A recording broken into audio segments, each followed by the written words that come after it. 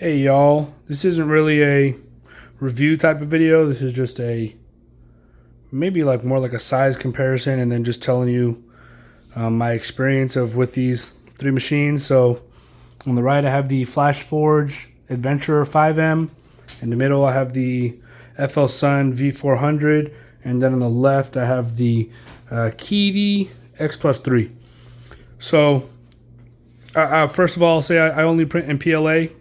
I'm basically just kind of printing like cosplay things. This is a Halo Noble 6 costume that I'm printing right now. So the benefits of the Qidi coming as an enclosed printer, as you can see, I have the lid and the roof that come with it off, and this is how I've been printing with it open.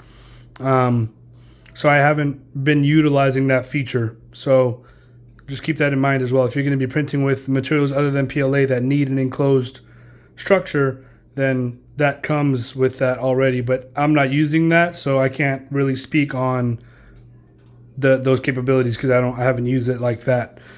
So I guess I'll start from the right. The Flashforge Adventurer 5M is completely just plug and play. I mean, it works basically as good as a 2D printer. Like, you plug it in, it levels itself automatically in the initial setup. It does everything automatically. Changing out the spool of filament is easy, but on this print head, the filament only goes one way, so you can't unload it and just pull out the filament. So you have to take this off and then cut the filament and then run it through and then run your new filament through. So it does, when you're exchanging filament spools, it does use, I guess, quite a bit of filament. So I guess if you're exchanging spools a lot, like changing colors, you are going to be wasting a lot of filament. And it's not really a lot, but it's obviously more than these. Because, for example, on the FL Sun, when I'm changing out the filament, I can just click unload and pull it out and then put in the new, and I'm not wasting any of that filament of whatever I'm unloading. And then you can do the same on the Qidi, unloading and loading. But on the Flashforge, the filament only goes in one direction, so you can't unload it. And from what I saw on videos on YouTube, they said that is basically to make it more user-friendly, so somebody doesn't accidentally pull out the filament and mess up the little motors on the extruder. So, but that's just one thing about that device compared to the others. Changing out the filaments is easiest on the FL Sun. And also, I will say for my setup that I have them in the garage on the floor just like this. So I don't have them on a table. So if you had them on a table, then maybe it would be just as easy to change them. I mean, the Flashforge is very easy. The only thing is I got to get on the floor because it's on the floor. If it was on a table, it would be easy. It would just be a matter of turning it to the side and then changing out the filament, which a lot of people, what they do is they print out a way to relocate the filament. But I just have these devices basically as they came out the box. So for me, since I have all three of them on the floor in the garage, the FL Sun is just the most convenient because I can do everything standing up. The only thing is the screen. As you can see, the connector cables are down there. So when it comes in the box, these three pillars come in separate pieces. This top piece and the bottom piece come in separate pieces, and you screw it all together. And this cable, as you can see, you have to route it through this pillar down there. And so what I'm going to do is I'm going to remove this pillar and separate that cable, because there is a connector that has to connect to the base, and it's in a braided sleeve together. This braided sleeve is together with that other cable. But what I'm going to do is I'm going to cut this braided sleeve and pull that part of the cable up through here so that I can just Velcro this screen up here. Also, I will say that this design is just annoying.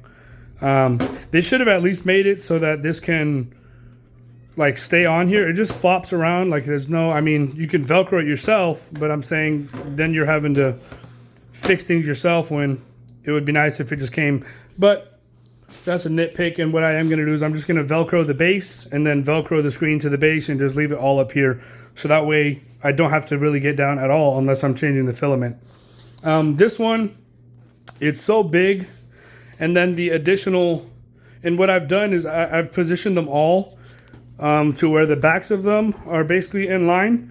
So you can see that the Flashforge and the FL Sun, even though the FL Sun has so much bigger of a print surface area, floor space wise, not vertically, but floor space wise, it takes up about the same square space as the Flashforge, even though the print space is so much bigger. And it's been perfect for me because I've been printing. This is a thigh piece. I printed this all in one piece. And actually, this is the third one that I printed because the original one that I printed, it was actually much too large. I printed it basically as big as I could on the space, and I did measure it, do the internal measurements and everything with the Armor Smith, or I think it's called Armor Smith or Armor Forge. I forget what the program's called. It was like $40, but the piece just actually was just way too big. So I redid the measurements, and then I have them right here. And then I have the calf pieces inside here as well. This one was actually a failed print because, actually I don't remember why this one failed. But this was the first calf piece that I did, and I thought this was the whole calf piece. And I was like, oh man, this is a lot shorter than I thought.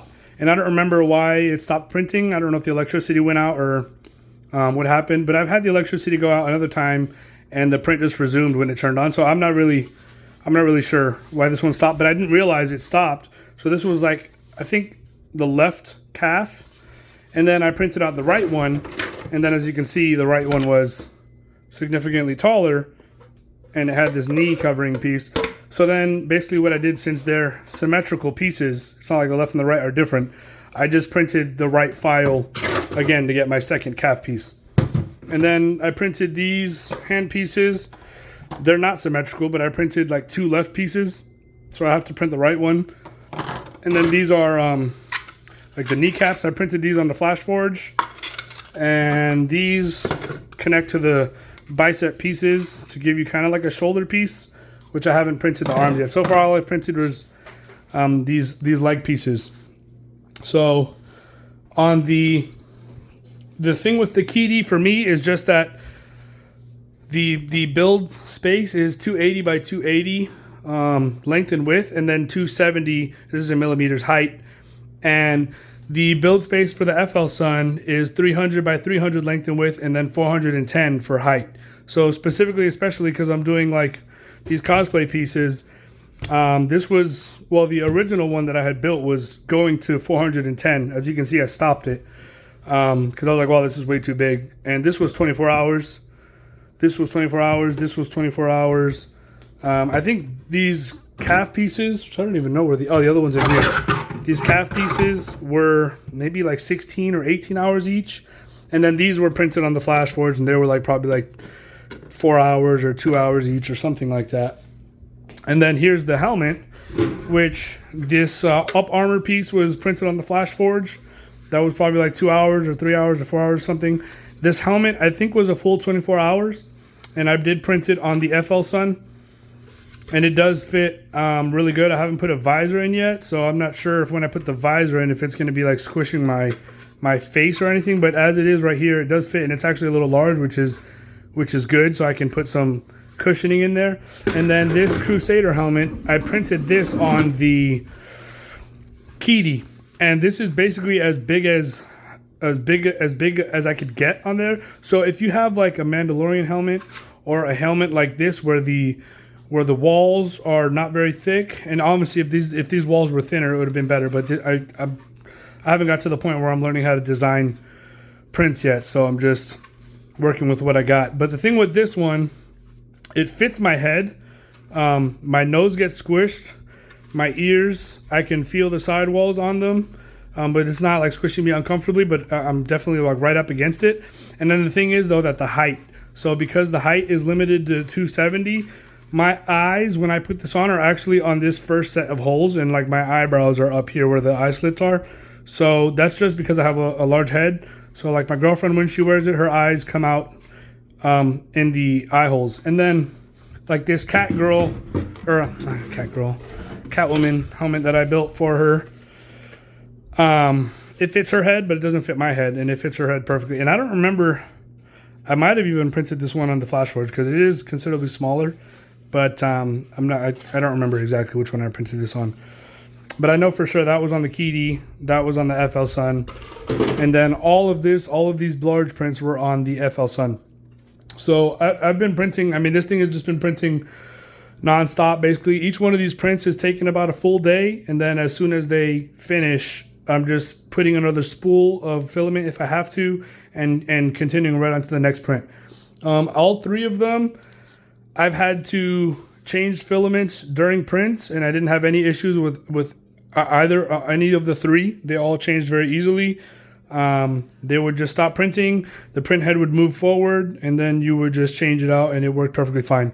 So all three of these were actually fairly plug and play. So as far as plug and play goes, the Flashforge kind of takes it. It's just easy. It doesn't even really give you the opportunity to, I mean, I'm sure you can go in the settings and change it, but as far as first time startup, you just start it, it does the auto leveling, and then you're ready to print. For the Qidi, it's basically the same, except it doesn't say like fully auto leveling on the like design or the website or the advertisement, but from my experience, I turned it on and I did the auto leveling settings, and then after it auto levels, it asks you if you want to manipulate the Z offset. But actually for me, I was able to leave the Z offset exactly where it auto leveled to, and I never had to operate the auto settings or the leveling settings on the Qidi. It just worked out of the box. So for me, it was basically auto leveling.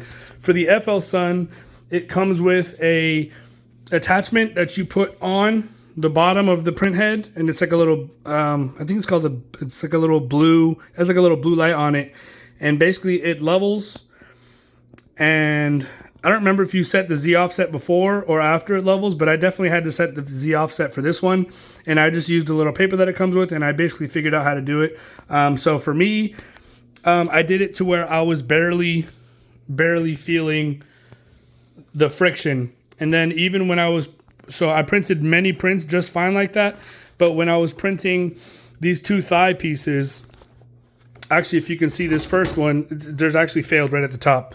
So what happened was the print head actually pushed this off of the print surface when it got all the way up here. So what I did for the next one was I moved the Z offset up, like it moves in increments of 0.01 or 0.5 or something like that, and I moved it like in increments of 0.01. I moved it two increments up, and then it was able to print just fine without pushing the print around. But this is also a very tall print, so that was the only print that I had any issue with. So, and also it's kind of a lopsided print. If you can see, it doesn't really come straight up, it comes up into the side, and I use supports on here.